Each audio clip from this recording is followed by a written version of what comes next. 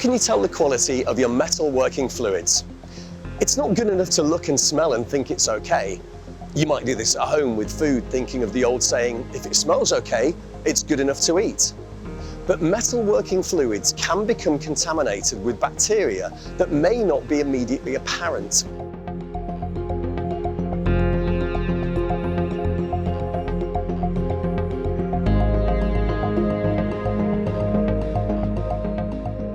Therefore, you need to regularly sample the metalworking fluids in your machine and check their quality.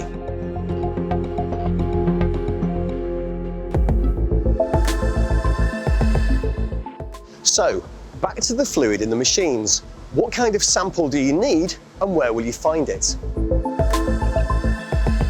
You must remember that personal protective equipment, such as single-use disposable gloves, eye protection and protective clothing should always be worn when taking a sample from the fluid supply system. PPE must comply with the required standards. Check this out in the HSE Guide to PPE at Work. It's essential to obtain a representative, well-mixed sample of the metalworking fluid, free from machine oil and other contaminants, which could bias these test results.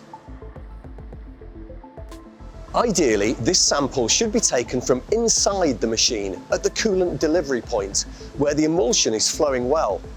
Alternatively, from a sampling tap fitted to a central point in the supply line of the metalworking fluid.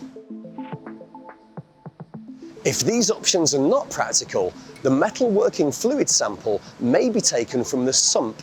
To avoid oil and debris contamination, disturb the surface of the metalworking fluid and take a sample from the fluid below.